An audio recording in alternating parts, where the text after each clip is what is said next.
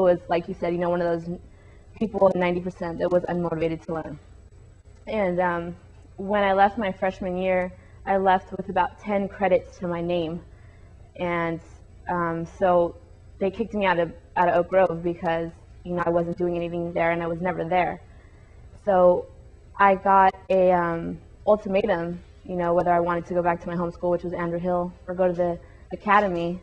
And when I actually had went, of course, I didn't take an interest in myself, so nobody else did, because they just saw that I didn't want to learn, which was unfortunate. But when I went to transfer, I was actually insulted by someone who had kind of told me that a piece of furniture was smarter than me because I only had 10 credits to my name, and they didn't think that I was going to make something of myself. They basically saw me as someone who would drop out of high school. But anger became my motivation to, graduate, because I didn't like school, but I knew that if I didn't graduate, I'd always be stuck in a place where people could always, tell me how to live my life instead of me having, being in charge of my life, basically. So I went to the academy, and my focus was to graduate. But that's like a small goal compared to like the rest of your life, because your life is like this, and there's like bigger goals. So I just basically for those 3 years, from my sophomore to my senior year, I was like, okay, I want to graduate. And I got to that point. I mean, I had to work harder than everyone else because they were up here and I had to catch up to them. And because I want to graduate, I had to go further than them so that I could get there. And but when I got to my senior year, I realized, okay, I'm going to graduate. Now what am I going to do with my life? I would be lost again if I didn't know, because I just figured I'll find out my direction eventually, but I still wasn't finding anything.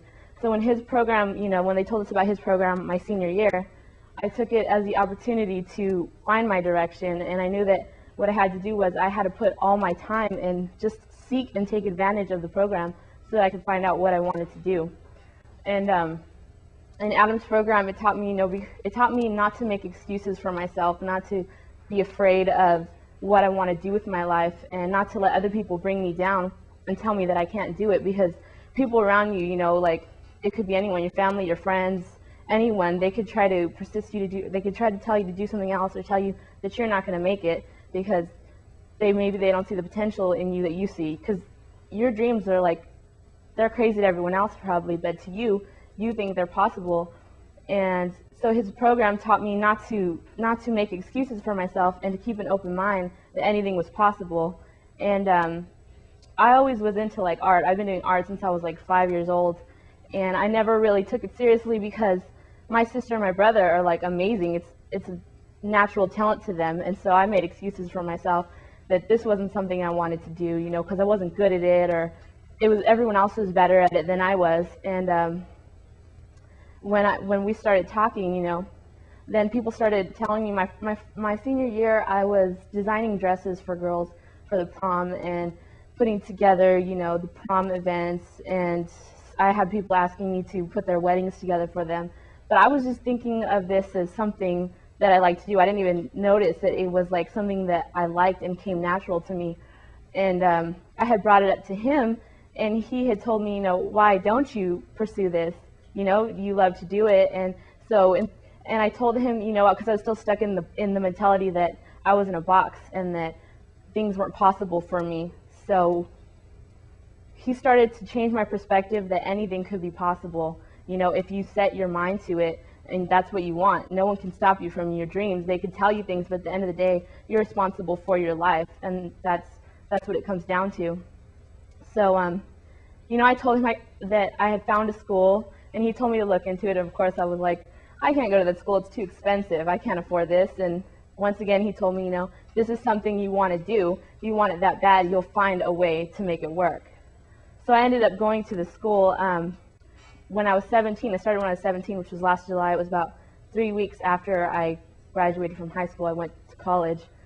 And that was only, I didn't even, I knew that I wanted to go in that direction, and I had a major, but I had more faith now that the program would lead me into the right direction, because I always kept the fundamentals of this program to help me through life, because it didn't just help me in high school. It's now helping me all throughout life, because I'm not afraid anymore, and I don't make excuses for myself. It's like, to me, what they say about you only fail if you don't try. It can't hurt you to try anything. The worst that could happen is it's not for you, but if you keep trying, you're going to find something, you know? So, so I went and I ended up moving to San Francisco, and I got a job in working for the Gap, and they started working me towards doing like store displays, because that's what my major was about. So I started, you know, moving towards that. Well, even when you find what you want to do with your life, and you know it's something that you like and it comes natural, you're still going to struggle, because that's just like, that's the road to life. You're going to struggle all throughout life, but as long as you keep your direction, you know, you'll make it to the end. So so I struggled with the whole being in school, because things just happen in life, you know. People passed away, and I had financial problems, all kinds of things, and so I had to stop going to school. I had to take like a leave of absence for a quarter, and it just felt like everything was falling on me, and I couldn't pull myself back up. And so like for 6 months, I felt myself like falling, and instead of going back to the fundamentals of the program, I let doubt seep into me and kind of take over me for 6 months. But I had also had friends that went through this program, and they had reminded me, you know, it's like, if this, you already know that this is what you want to do, you're just letting people bring you down and doubt and put doubt in yourself. So you have to go back to remembering that this is what you want, and no one could take that from you. So about 2 weeks ago, I actually started looking for a new school, because so many things had happened with the other one, and it just was like wasn't my pathway. I mean, I knew that that's what I wanted to do, so that's what I meant to do, but that doesn't necessarily mean that this school was right for me. But I felt like I didn't fail, you know, because my attitude was the positive outlook on it, and I said to myself, you know, I didn't fail. There's always somewhere else I can go. I'm going to pursue this no matter what happens. And just Wednesday, I actually got accepted to a school in London. So I'm going to be going to London for 3 years to study abroad. And the program is actually way better than the school I went to. And the major is just, it's narrowed down, and so it's helping me, you know, on my narrow pathway to where I want to go. So basically, when it comes down to it, it's like, if you have something inside you that you think you want to do, you should just go for it, because the only person holding you back is yourself at the end of the day. So.